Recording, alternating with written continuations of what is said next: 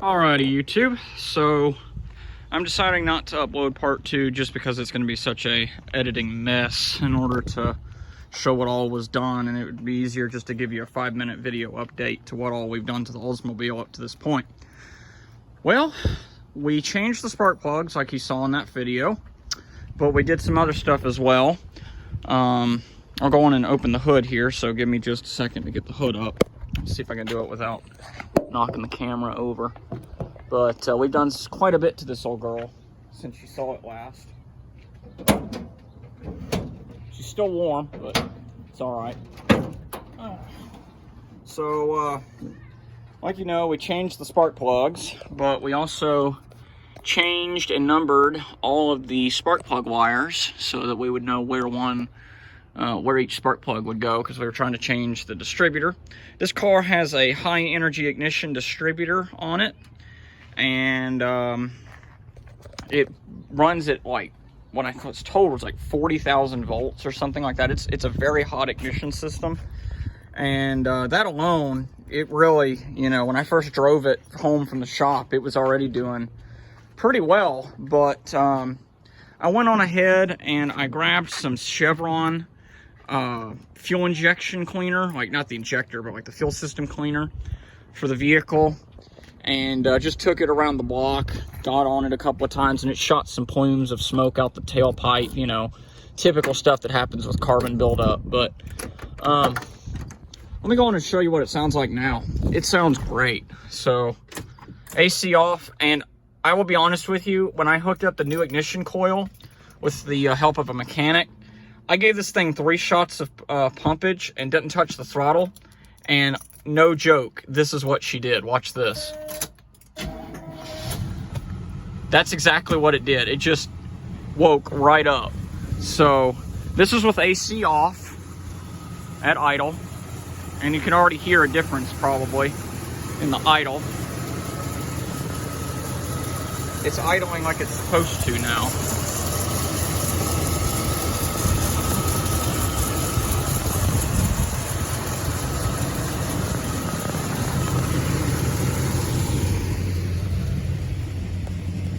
And with that fuel injection cleaner that I put in, it's probably only going to get better. But it's purring like a kitten in a cream factory now. So, it smells kind of funny with that exhaust scent from the cleaner, but let's go on and turn the compressor to on. And typically the car would have a hard time with this when it had the old spark plugs and stuff. But now, it seems to do pretty okay. It shakes a little bit, but that's because the engine mounts are a little loose.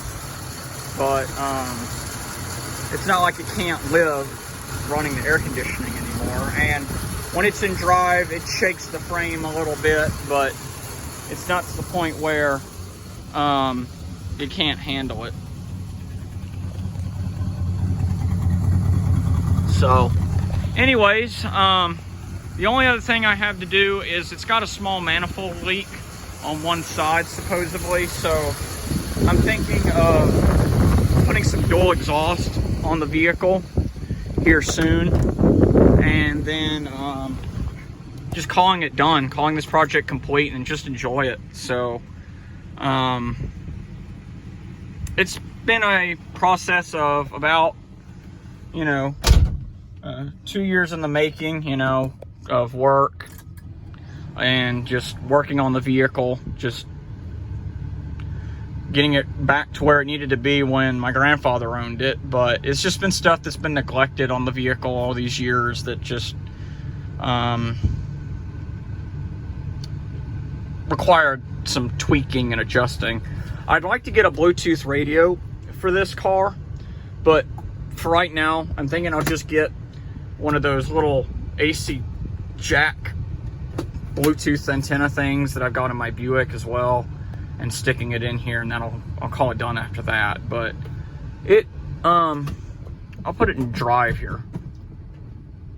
It lopes a little bit when it's at a stop sign, and the AC has a little hard time keeping up, but it still blows ice cold. So I thought I'd give you that quick update, just to give you an update on what me and my dad has done to the Oldsmobile, and just show you what all we have accomplished, and look forward to bringing you more videos. Now, I don't know whether the, you know, cold starts are going to be any different now that I've done some maintenance to it or not, but only thing we can do is wait and see. So, and I just discovered something. When I had a measuring device for the spark plugs in here, it put a little hole in this door pad, so I might have to see if I can get one brand new and replace it. But it's not that big of a deal. It's just a small little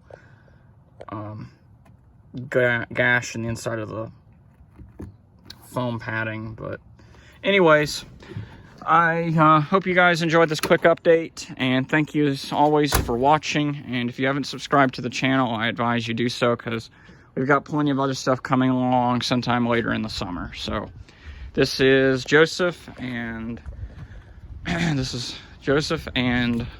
we go. Sweet71 signing off. See you guys.